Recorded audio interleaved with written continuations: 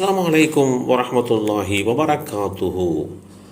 அன்சாரிகளின் அர்ப்பணிப்பு குணம். அனஸ் இப்னு மாலிக் ரலியல்லாஹு அன்ஹு அவர்கள் அறிவித்தார்கள், அப்துர்ரஹ்மான் இப்னு அவுஃப் ரலியல்லாஹு அன்ஹு அவர்கள் மக்காவை துறந்து மதீனாவுக்கு வந்தார்கள். அப்போது அல்லாஹுடைய தூதர் ஸல்லல்லாஹு அலைஹி வஸல்லம் அவர்கள் அப்துர்ரஹ்மான் இப்னு அவுஃப் அவர்களுக்கும் சஅத் இப்னு ரபீஉல் அன்சாரிக்கும் இடையே சகோதரத்துவ உறவை ஏற்படுத்தினார்கள்.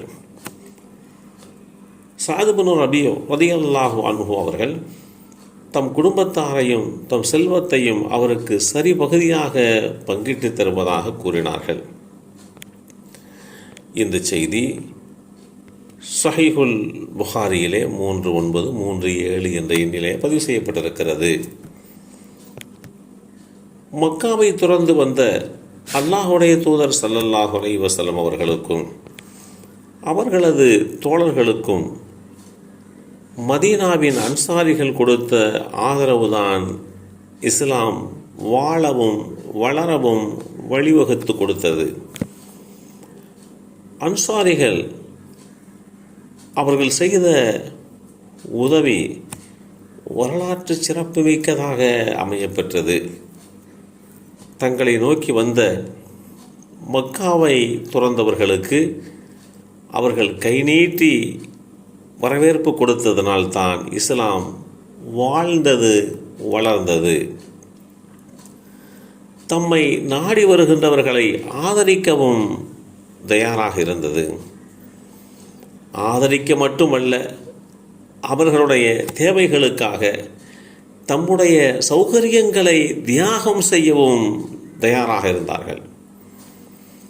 அவர்களுடைய அந்த அர்ப்பணிப்புக்கான உதாரணங்களை வரலாறு பத்திரமாக பாதுகாத்து வருகின்றது.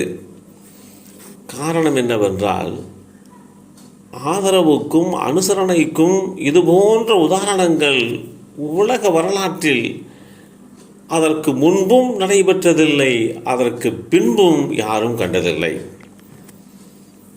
மக்காவை துறந்து மதீனாவுக்கு அகதிகளாக வந்தவர்களுக்காக வேண்டி தமது நிலத்தை பிரித்து பங்கு வைத்து விடுமாறு அல்லாஹுடைய தூதர் ஸல்லல்லாஹு அலைஹி வஸல்லம் இடத்திலே கோரிக்கை வைத்தார்கள். அந்த பெருமக்கள் தமது நிலத்தில் விவசாயம் செய்து அந்த விவசாயத்தில் கிடைக்கின்றவற்றை அவர்களே எடுத்துக்கொள்ளட்டும், தமது நிலத்திலே விவசாயம் செய்து கொள்ள அனுமதித்த அந்த மதீனத்து அன்சாரிகள் அகதிகளுக்கு விவசாய பணி தெரியாது என்று அல்லாஹுடைய தூதர் ஸல்லல்லாஹு அலைஹி வஸல்லம் அவர்கள் தெளிவுபடுத்திய போது, பரவாயில்லை, விளைச்சலில் மட்டும் அவர்களுக்கு பங்கு கிடைக்குமாறு நாங்கள் செய்கிறோம் என்று கொடுத்தார்கள்.